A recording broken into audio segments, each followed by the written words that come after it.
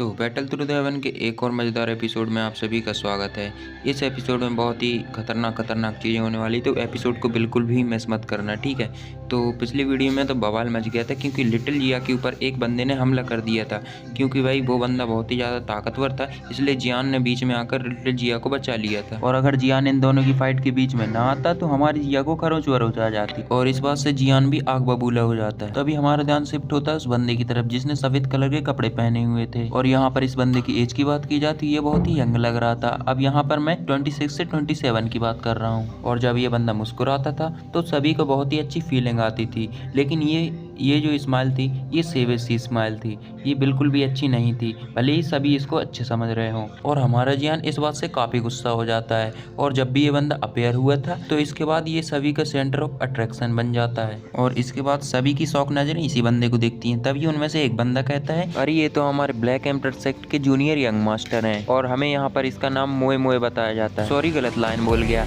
यहाँ पर हमें इस बंदे का नाम मोया बताया जाता है। तभी यहाँ पर एक दूसरा बंदा कहता है कि इस मैटर ने तो इन्हें भी डिस्टर्ब करके रख दिया। वो कहता है अभी ये मोया 30 साल का भी नहीं हुआ है, लेकिन ये ऑलरेडी 6 स्टार 2 हुआंग बन चुका है। अब इन आजकल के लौंडों को ये कौन बताए कि इनका बाप इनके सामने खड़ा है, मतलब हमारा जियान। तभी वहाँ पर एक और बंदा आ जाता है जो कि कहता है कि इनका टैलेंट बहुत ही ज्यादा हाई है, इसलिए पूरा ब्लैक एम्पर सेक्ट इनके ऊपर डिपेंड करता है, इसलिए इनके ही 2 जोंग पे पहुंचने के सबसे ज्यादा हाई चांसेस हैं। और ये सब बातें हमारे जियान के कानों में भी जा रही थी। और ये सब सुन के जियान दोबारा उस बंदे की तरफ देखता है और ये बहुत ही अचंभे की बात थी क्योंकि यूनर को लेने आने वाला बंदा ये दूसरे नंबर का बंदा है जो कि 2 हुआंग क्लास पर है, वो भी इतनी यंग एज में। नहीं तो यूनर वाला बंदा जियान की मुलाकात पहले ही हो चुकी थी, वो भी बहुत ही पावरफुल था। अब ये दूसरा बंदा आ चुका है। अब यहाँ पे लिनसुइया और लिंगयान भी बहुत ही ज्यादा टैलेंटेड थे, लेकिन वो भी इस बंदे की बराबरी नहीं कर सकते हैं। पर बात चाहे कुछ भी हो, अगर ये बंदा एक 2 हुआंग क्लास पर पहुंचा इतनी कम एज में तो इसे जीनियस ही बोला जाएगा। शायद तभी ये बंदा सभी को नीची नजरों से देखता है। और जब जियान थोड़ा सरप्राइज फील कर रहा था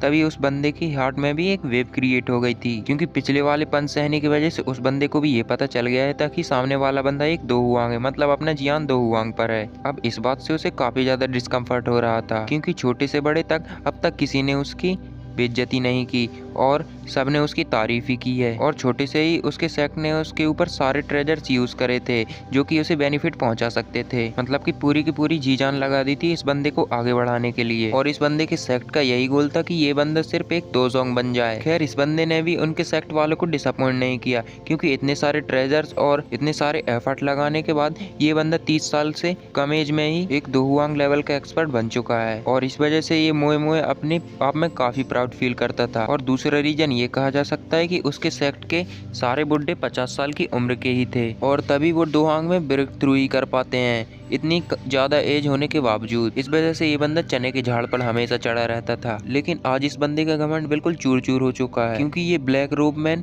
उससे काफी कम एज का है, लेकिन फिर भी ये 2 हुआंग क्लास में है। लेकिन अगर स्ट्रेंथ की बात की जाए तो जियान की स्ट्रेंथ इस बंदे से बिल्कुल भी वीक नहीं थी और इस चीज को इस बंदे ने अपने पिछले एक्सचेंज में फील भी कर लिया था जियान से। भले ही ये फीलिंग सिर्फ 1 सेकेंड के लिए ही हो, लेकिन ये काफी थी इस बंदे को डराने के लिए। हम देख पाते हैं मोया ने अपने हाथ जियान के सामने कप कर लिए हैं और वो जियान से बोल रहा है, दोस्त तुम्हारे वर्ड थोड़े ज्यादा हार्श हैं, क्योंकि वो यंग लेडी बिल्कुल भी नॉर्मल इंसान नहीं थी। और हाँ, यहाँ पर ये जिया की बात कर रहा है और इसके बाद ये कहता है अगर मैं अपनी असली फोर्स का यूज नहीं करता तो हो सकता है मेरी हालत इस लीडर जैसी हो जाए जो कि वुल्फ गैंग का लीडर है। अब जियान जितनी ज्यादा इस बंदे की स्माइल देख रहा था, जियान का दिमाग उतना ही ज्यादा खराब होता जा रहा था। और यहाँ पर ज्यादा बात आगे ना बढ़ पाए इसलिए जियान जिया को पीछे खींच लेता है। जियान कहता है अगर ऐसी बात है तो तुम्हारे इंटेंशंस क्या हैं? क्या तुम इस बंदे की साइड लेना चाहते हो? ये सुनने के बाद मोया जियान से कहता है कि फ्रेंड लगता है तुम कुछ गलत समझ रहे हो। और यहाँ पर ये बंदा अपने आप को इंट्रोड्यूस करते हुए कहता है जियान से कि मेरा नाम मोया है। इसके बाद वो कहता है कि मैं ब्लैक एम्पर सेक्ट का यंग मास्टर हूँ और तुम मुझे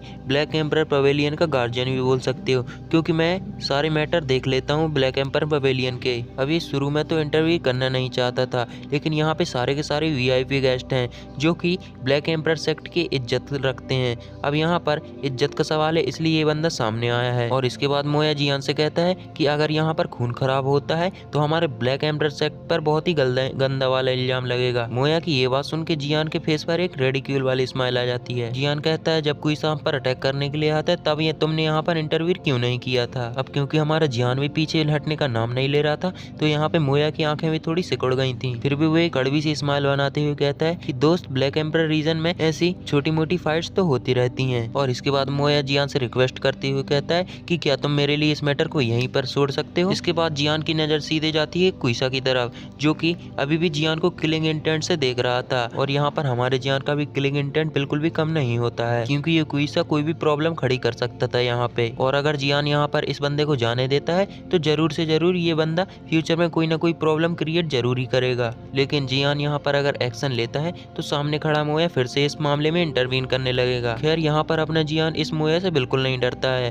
बट प्रॉब्लम ये है कि वो अभी ब्लैक एम्पर सेक्ट में ही है। और यहाँ पर ब्लैक एम्पर सेक्ट के साथ साथ और भी कई सेक्ट हैं जो कि ब्लैक एम्पर सेक्ट के ही साथ होंगे। और अगर जियान यहाँ पर कुछ भी करने की कोशिश करेगा मोया के साथ, मतलब कि उनके यंग मास्टर के साथ, तो वो लोग जियान से फाइट करने से पहले एक बार के लिए भी नहीं सोचेंगे। और जियान जब ये सोच ही रहा था तभी पीछे से जियान के छोटी सी फ्रेग्रेंस आती है। और जब ये फ्रेग्रेंस फैलती है तो सभी का ध्यान इसी फ्रेग्रेंस की तरफ चला जाता है। और अब यहाँ पर टाइम आ गया था हमारी लिटिल फेरी डॉक्टर का एंट्री मारने का। और जब मोया लिटिल फेरी डॉक्टर की तरफ देख ही रहा था कि उसका ध्यान लिटिल फेरी डॉक्टर से हट ही नहीं रहा था, क्योंकि लिटिल फेरी डॉक्टर उसे पसंद आ गई थी और वो दिन रात उसे पसंद करने लगा था। मतलब हाँ, उसके मन में लड्डू फूट रहे थे। तभी मोया की आंखों में यहाँ पर एक अनयूजुअल कलर फ्लैश होता है और उसकी नजर लिटिल फेरी डॉक्टर से हट ही नहीं रही थी। अब लिटिल फेरी डॉक्टर जियान के पास जाती कहती है कि चलो सब कुछ भूल जाओ, यहाँ पर कॉन्फ्लिक्ट खड़ा करना बिल्कुल भी अच्छा नहीं होगा। अब ये सुन के जियान थोड़ा शॉक हो जाता है, क्योंकि वो जानता है कि लिटिल फेरी डॉक्टर ऐसा कभी नहीं बोलेगी।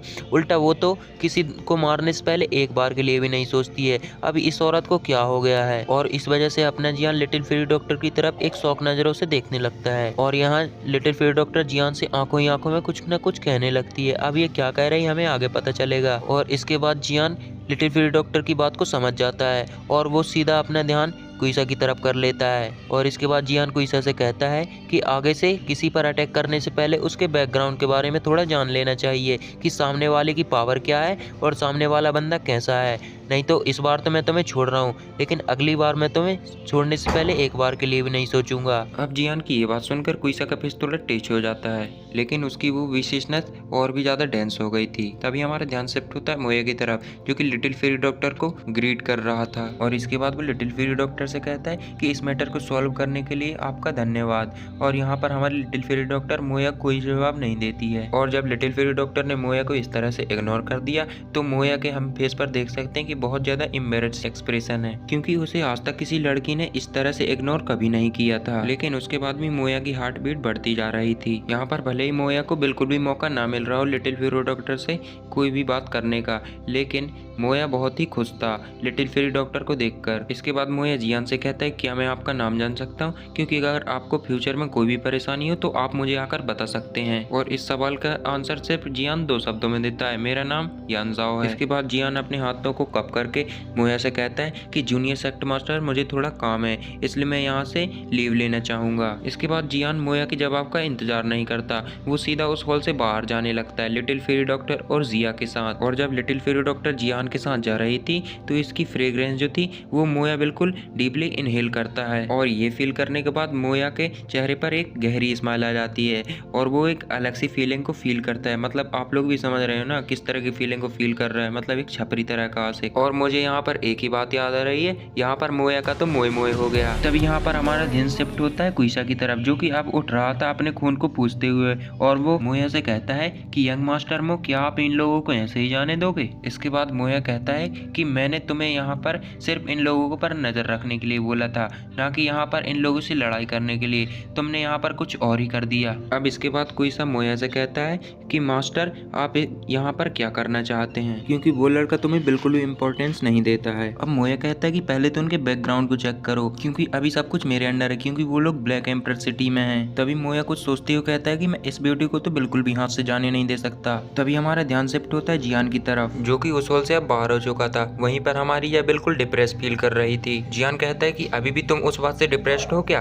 तभी जिया लिटिल फेरी डॉक्टर की तरफ देखने लगती है। वो लिटिल फेरी डॉक्टर से कहती है कि तुमने उस बंदे को फिनिश क्यों नहीं किया। अगर तुम उस बंदे को फिनिश कर देती हो हमारा काम यही हो जाता। अगर काइलिन जी होती तो इस बंदे को बिल्कुल भी नहीं छोड़ती अब तक। ये नाम सुनकर लिटिल फेरी डॉक्टर के पैर वहीं पर रुक जाते हैं बेचारी, लेकिन वो भी क्या करे, वो भी अपने हेल्पलेस फील कर रही थी। वो जिया से कहती है कि तुम ज्यादा चिंता मत करो, ये बंदा 3 दिन से ज्यादा नहीं जीने वाला, और वो बंदा इतनी आसान मौत कैसे मर सकता है, उसे अभी असली नरक का मजा लेना बाकी है। ये सुन के जियान की आंखों में सरप्राइज फ्लैश होता है। वो लिटिल फेरी डॉक्टर से कहता है कि क्या तुमने उसे पॉइजन दे दिया। जियान की ये बात सुनकर लिटिल फेरी डॉक्टर के चेहरे पर एक हल्की सी स्माइल आ जाती है। वह कहती है, रिफाइनमेंट में तो मैं तुमसे बहुत पीछे हूँ, लेकिन अगर पॉइजन की बात की जाए तो तुम मेरे आसपास भी नहीं लगते। और जियान ये सुनकर मुस्कुरा देता है, क्योंकि उसे ये सब पता ही था। अगर एक पॉइजन बॉडी होने के बावजूद भी हमारी लिटिल फेरी डॉक्टर पावरफुल नहीं होगी तो शायद इस ड्यूकी कॉन्टिनेंट का नाम ही चेंज कर देना चाहिए, क्योंकि जियान की ग्रोथ फिल रिफाइनिंग से हुई थी। वहीं पर लिटिल फेरी डॉक्टर की बात की जाए तो उसकी ग्रोथ उसके पॉइजन के कारण हुई है, मतलब उसकी पॉइजन बॉडी के कारण। तभी जियान मोया का फेस याद करता है, जो कि लिटिल फेरी डॉक्टर को कैसी नजरों से देख रहा था उसे अभी भी याद है। जियान लिटिल फेरी डॉक्टर से कहता है कि मुझे इस मोया के इरादे कुछ ठीक नहीं लगते, तुम्हें उससे थोड़े संभल कर रहना चाहिए, और तुम उसके ब्यूटीफुल फेस पर तो बिल्कुल भी मत जाना। ये सुनकर लिटिल फेरी डॉक्टर थोड़ा आगे बढ़ती है और वो जियान से कहती है कि अगर मोया ने मुझे कोई भी इंटेंशन शो किए तो मैं उसे एक क्रिपल में बदल दूंगी। इस समय जियान का ग्रुप उस फीमेल के पीछे पीछे चल रहा था, और फाइनली एक लंबे वॉक के बाद उन्हें एक रेस्टिंग एरिया दिखाई देता है, जिसने काफी बड़े प्लेस को गैदर कर रखा था।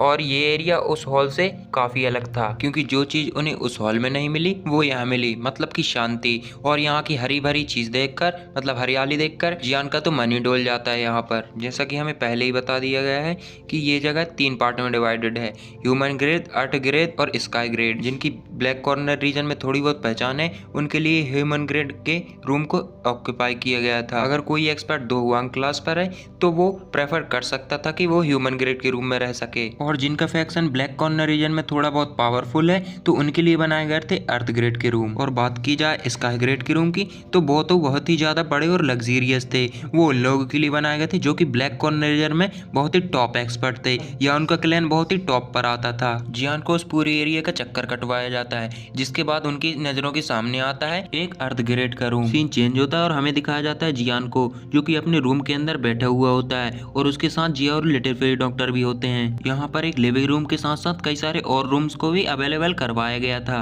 हम देख पाते हैं यहाँ पर एक ट्रेनिंग चैम्बर को, बट यहाँ पर जियान ने ऐसा नहीं है कि इस जगह को देखा ना हो, मतलब इस तरह की जगह को देखा ना हो, लेकिन इस जगह को देखकर उसे एक सेटिस्फेक्शन फील होता है। हम देख पाते हैं जियान के रूम को, जहाँ पर जियान और उसके दोनों दोस्त, मतलब लिटिल फेरी और जिया, एक साथ कन्वर्सेशन कर रहे होते हैं, जो कि अलग अलग सीट पर बैठे हुए होते हैं। जियान कहता है कि ये कुछ समय के लिए हमारा रेस्टिंग प्लेस होने वाला है। इसके बाद हमारा ध्यान जाता है लिटिल फेरी डॉक्टर की तरफ, जो कि उस रूम को चारों तरफ से देख रही होती है बिल्कुल ध्यान से। इसके बाद वो जिया और जियान के बिल्कुल सेंटर की तरफ जाने लगती है। ये देख के जियान और जिया शॉक हो जाते हैं। वो सोचते हैं कि लिटिल फेरी डॉक्टर उनकी तरफ क्यों आ रही है, लेकिन इसके बाद लिटिल फेरी डॉक्टर अपनी स्पेस स्टोर रिंग से एक फ्लावर को निकालती है। इसके बाद वो उस फ्लावर को फ्लावर वेंस में इंसर्ट कर देती है। इसके बाद वो निकालती है 2 फ्लावर वेंस को। बेसिकली वेंस यहाँ पर पिल को बोला गया है, और आप लोग कंफ्यूज मत होना, ठीक है। अब यहाँ पर लिटिल फेरी डॉक्टर उन दोनों पिलों को जियान और जिया को दे देती है। इसके बाद वो उनसे कहती है कि इस फ्लावर को बोला जाता है सोल सोलविंग फ्लावर, और इस फ्लावर से ऐसी फ्रेग्रेंस बाहर निकलती है जिससे कि इंसान बेहोश हो जाता है, और अगर तुम मेरी दी हुई पिल को कंज्यूम करोगे तो तुम्हारा इफेक्ट इसके ऊपर नहीं पड़ेगा, मतलब इस फ्लावर का इफेक्ट तुम्हारे ऊपर नहीं पड़ेगा, क्योंकि हमारे यहाँ पर चौकन्ना रहना काफी जरूरी है। इसके बाद हमारा ध्यान जाता है जियान की तरफ, जो कि इस फ्लावर को ही देख रहा था। इस समय वो फ्लावर काफी ब्यूटीफुल लग रहा था। इसके बाद जियान एक गहरी सांस लेते हुए लिटिल फेरी डॉक्टर से कहता है कि तुम्हारी टेक्निक भी एक एल्केमिस्ट से बिल्कुल भी कम नहीं है, क्योंकि अगर किसी ने पॉइजन के बारे में एक गहरी स्टडी नहीं की होगी तो वो इस फ्लावर के बारे में कभी पता नहीं लगा पाएगा। ये कहने के बाद जियान उस पिल को खा लेता है। इसके बाद जियान जिया को देखने लगता है। वो इस पिल को देखकर बिल्कुल भी एक्साइटेड नहीं लग रही थी। जियान कहता है कि तुम इस मैटर को लेकर अभी भी नाराज हो क्या। बस सीन यहाँ पर ये है कि उस मोया की स्ट्रेंथ 6 स्टार से 7 स्टार डोवांग पर है, और अगर वो उसके क्यू मेथड को उसमें जोड़ दिया जाए तो उसकी पावर दुगनी हो जाती है, क्योंकि वो सामने वाले के अटैक को उसी पर यूज कर देता है। इस वजह से तुम डिसएडवांटेज में थी। इसलिए अगली बार जब भी तुम मोया से मिलो तो तुम अपनी फुल स्ट्रेंथ का यूज मत करना, तुम अपनी दूसरी पावर का यूज करना। मुझे पता है कि इसके कारण उसकी ये टेक्निक काम नहीं करेगी। जियान की ये बात सुनकर जिया का एक्सप्रेशन बिल्कुल नॉर्मल हो जाता है। इसके बाद वो जियान से कहती है कि प्लीज इस बार अगर हम उससे मिलें तो मुझे इस बार उससे पहले अटैक करने देना, क्योंकि अगर नेक्स्ट टाइम मुझे किसी ने डिस्टर्ब किया तो उसके लिए मैं बिल्कुल भी अच्छा नहीं करूंगी, उसके लिए बहुत बुरा होने वाला है। ये सुनकर जियान हंसने लगता है, लेकिन उसकी हंसी में एक डीप मीनिंग छिपी हुई थी, क्योंकि जियान को यहाँ पर फील हो रहा था कि मोया से हमारे फ्यूचर में फिर से मुलाकात होने वाली है। जियान जिया से कहता है कि हो सकता है तुम्हें ये मौका फिर से मिले। इसके बाद लिटिल फेरी डॉक्टर कहती है कि हो सकता है कि कुइसा को मोया ने ही भेजा हो हम पर अटैक करने के लिए। ये सुनकर जियान कहता है कि कहीं ऐसा तो नहीं कि जीसन ने उसे भेजा हो। ये सुनकर लिटिल फेरी डॉक्टर कहती है कि मैं इस बात से क्लियर बिल्कुल नहीं हूँ, लेकिन बात चाहे जो भी हो हमें इस वक्त बहुत केयरफुल रहना होगा, क्योंकि इस वक्त हम ब्लैक एम्प्रेस सेक्ट की टेरिटरी में ही हैं और खासकर इस ब्लैक एम्प्रेस सेक्ट में बहुत ही खतरनाक और छिपे हुए हैं जो कि मुझे डेंजरस फीलिंग देते रहते हैं और इससे मुझे ऐसा लगता है कि वो भी एक एलीट डोजोंग है। ये सुनकर जियान कहता है कि लगता है वो लोग भी अपनी कब्रों से बाहर आ चुके हैं और जहाँ तक मेरा अंदाजा है कि ये सब उस बोधिसत्व बॉडी ट्रांसफॉर्मेशन सलाइवा के कारण हो रहा है। जियान कहता है कि हमें बहुत केयरफुल रहना होगा, क्योंकि इस ब्लैक एम्प्रेस सेक्ट में अभी बहुत ही पावरफुल एक्सपर्ट गैदर हो चुके हैं, क्योंकि अगर हमारा प्लान थोड़ा सा भी गलत चला जाता है तो हो सकता है सिचुएशन हमारे यहाँ से बाहर निकल जाए। ये सुनकर लिटिल फेरी डॉक्टर नोट कर देती है। इसके बाद जियान लिटिल फेरी डॉक्टर से कहता है कि चलो हमारी बहुत बातें हो गई, अब हमें थोड़ा आराम कर लेना चाहिए, क्योंकि मैं कल से अपनी पिल रिफाइनमेंट को शुरू करने वाला हूँ और जब मैं पिल को रिफाइन कर रहा हूँ तब तक तुम्हें मुझे प्रोटेक्ट करना होगा, मतलब कि तुम दोनों को।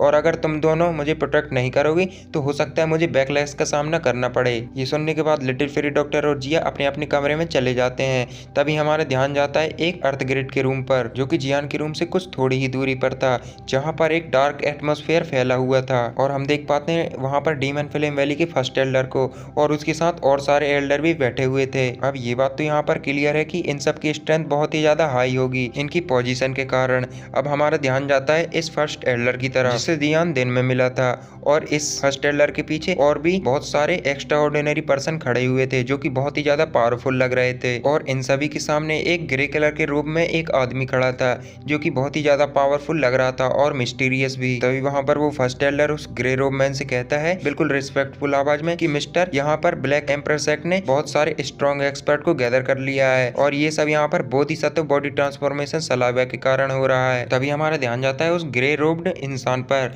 जिसकी आंखें काफी ज्यादा डार्कनेस से भरी हुई थी। इसके बाद वो डीमन फ्लेम वैली के उस एल्डर से कहता है कि इस बार चीफ ने हमें यहाँ पर बोधिसत्व बॉडी ट्रांसफॉर्मेशन सलाइवा को कलेक्ट करने के लिए भेजा है। इस वजह से जो भी हमारे रास्ते में आएगा उसे हमारे रास्ते से हटना ही पड़ेगा और अगर ना हटे तो हम उसे मार देंगे।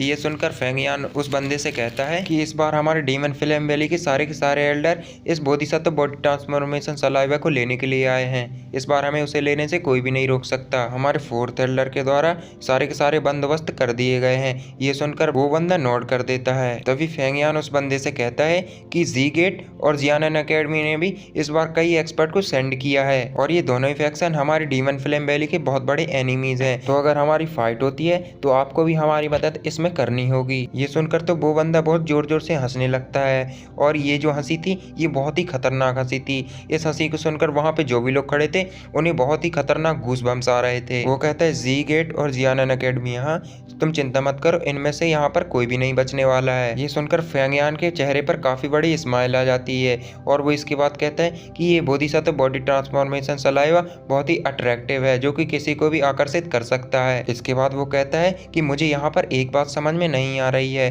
कि अगर ब्लैक एम्प्रेस सेक्ट के पास ये बोधिसत्व बॉडी ट्रांसफॉर्मेशन सलाइवा है तो इसमें से बोधिसत्व हार्ट को क्यों नहीं रिफाइन कर लेते, क्योंकि अगर वो ऐसा करेंगे तो उन्हें भी हो सकता है एक बोधिसत्व हार्ट मिल जाए। ये सुनकर वो ग्रे रोब्ड मैन कहता है कि ऐसी बात नहीं है कि ब्लैक एम्प्रेस सेक्ट के लोगों ने इस बात को सर्च नहीं किया है, उन्हें इस बारे में सब कुछ पता है कि बोधिसत्व बॉडी ट्रांसफॉर्मेशन सलाइवा से उन्हें बोधिसत्व हार्ट भी मिल सकता है, लेकिन दिक्कत ये है कि उनके पास ये एबिलिटी ही नहीं है कि वो उसमें से बोधिसत्व हार्ट को बाहर निकाल सकें, मतलब या उसके बारे में पता कर सकें। और यहाँ पर इसके बाद वो बंदा कहता है कि यहाँ पर बोधिसत्व बॉडी ट्रांसफॉर्मेशन सलाइवा से बोधिसत्व हार्ट का कनेक्शन है, ये सभी जानते हैं, लेकिन ये कनेक्शन कैसे पता करें ये उनकी औकात ही नहीं है पता करने की, इसलिए वो इसे ऑक्शन कर रहे हैं। खैर अभी ये हमें भी पता नहीं है कि यहाँ पर ब्लैक एम्प्रेस सेक्ट के पास और भी कई प्लान्स हैं, लेकिन यहाँ पर ये बंदा मतलब फेंगयान उस बंदे की चापलूसी करना शुरू कर देता है। इसके बाद फेंगयान कहता है कि ओल्ड सर, आप तो बहुत ही ज्यादा एक्सपीरियंस पर्सन हो, क्या आपको पता है कि बोधिसत्व बॉडी ट्रांसफॉर्मेशन सलाइवा क्या सच में एक सेंट स्टार के बंदे से रिलेटेड है? ये सुनकर उस ग्रे रोब वाले इंसान से एक ऑरा रिलीज होता है जो कि काफ़ी ज़्यादा इल्यूजनरी था। और ये सुनकर वो बंदा फेंगियान से कहता है कि कुछ बातें ना जाने तो ही अच्छा है, क्योंकि अगर तुम उन बातों को जानने की कोशिश करोगे तो हो सकता है तुम्हारी इसमें जान भी चली जाए। ये सुनकर फांगियान के माथे पर बहुत ही खतरनाक पसीना आने लगता है और वो सोचता है कि इस बंदे का ऑरा बहुत ही ज़्यादा खतरनाक है। और हाँ, फांगियान इस बंदे से बहुत ही ज़्यादा खतरनाक तरीके से डरता भी है, क्योंकि ये बंदा उससे काफ़ी ज़्यादा पावरफुल है। ये सुनकर फांगियान अपने हाथों को उस बंदे की तरफ कफ करते हुए कहता है कि ऐसी बात है तो मैं आपको बिल्कुल भी डिस्टर्ब नहीं करूंगा, और इस बात का मैं खास ख्याल रखूंगा कि बोधिसत्व बॉडी ट्रांसफॉर्मेशन सलाइवा की न्यूज़ मुझे पहले ही मिल जाए, और अगर मुझे कोई भी खबर मिलती है इस बारे में तो मैं आपको जरूर बताऊंगा। ये सुनकर वो ग्रे रोब्ड मैन फांगियान से कहता है कि तुम नए एक्सपर्ट का भी बहुत ही ज्यादा ध्यान रखना चाहिए, क्योंकि वो उनका बैकग्राउंड क्या है ये भी तुम्हें पता रहना चाहिए। अब हमें यहाँ पर डाउ एक्सपर्ट से बिल्कुल भी घबराने की जरूरत नहीं है। हमें असली प्रॉब्लम तो उन बुड्ढों से होने वाली है जो कि डाउजोंग लेवल पर हैं। मुझे लगता है कि उन बुड्ढों को भी हल्के में नहीं लेना चाहिए, और मुझे लगता है कि वो बुड्ढे भी ये बात से श्योर नहीं है कि ये बोधिसत्व बॉडी ट्रांसफॉर्मेशन सलाइवा वाली न्यूज़ सही है या गलत। लेकिन हम क्या कर सकते हैं, ये शब्द ही ऐसा है, क्योंकि डाउ शेंग का नाम सुनते ही एक मुर्दा भी हो सकता है जिंदा हो जाए। ये सुनकर फेंगियान एक कुत्ते की तरह उस बंदे से हाँ बोलता है, और इसके बाद वो उस रूम से बाहर निकल जाते हैं उन सभी एल्डरों के साथ। लेकिन वो जाने से पहले उस ग्रे रोड मैन के कमरे का दरवाजा लगाना नहीं भूला था, और उनके जाने के बाद ये रूम भी काफी ज्यादा साइलेंस में चला गया था। बस हम देख पाते हैं उस ग्रे रोब्ड मैन को जो कि अपनी चेयर पर शांति से बैठा हुआ था, और ये सीन थोड़ी देर के लिए कंटिन्यू होता रहता है, जिसके बाद हमें उसके बड़बड़ाने की कुछ आवाजें आती हैं। अब इस बंदे ने जियान को दिन में नहीं देख पाया था, तो ये बंदा कहता है कि मुझे ऐसा क्यों लगता है कि मुझे उस बंदे का फेस कुछ जाना पहचाना लग रहा है, मतलब फेस नहीं उसका ऑरा, और उसकी सेंट भी मुझे जानी पहचानी लगती है। कहीं ऐसा तो नहीं मैं उस बंदे से पहले मिल चुका हूँ। और इसके बाद हम उसकी गिरोह रोप को देख पाते हैं, जिसमें से एक हाथ बाहर आता है और उस टी कप को पकड़ लेता है जहाँ पर उसकी चाय रखी थी, और ये चाय उठाने के लिए आगे ही बढ़ रहा था। तभी हम इसके हाथ में चमकते हुए एक सिल्वर ग्लो को देख पाते हैं। जब ये सिल्वर ग्लो चमक रहा था तब हमें इसे हाथ साफ साफ दिखाई देने लगता है, जो कि थोड़ा इल्यूजनरी था। और अगर आपने इस वीडियो को यहाँ तक देखा है तो आप लोग समझ ही गए होंगे कि ये बंदा कौन है और कहाँ से आया है। तो भाई कमेंट करो ये बंदा कौन है, ठीक है। और ज़्यादा स्पॉयलर्स मत देना, क्योंकि आप लोगों की आदत है स्पॉयलर्स देने की, वो तो हमारा काम है ना भाई। और हमेशा की तरह मैं यहाँ पर यही कहना चाहूँगा कि अगर आपको ये एक्सप्लेनेशन पसंद आई हो और अगर आप इस वीडियो को यहाँ तक देख रहे हो तो चैनल को सब्सक्राइब करना मत भूलना, क्योंकि आपको अगली वीडियो की नोटिफिकेशन इसी चैनल पर मिलेगी, ना कि दूसरे चैनल पर। तो चैनल को सब्सक्राइब करो, वीडियो को लाइक करो और यहाँ पर कमेंट करो, ठीक है। और अगली वीडियो के लिए जल्दी से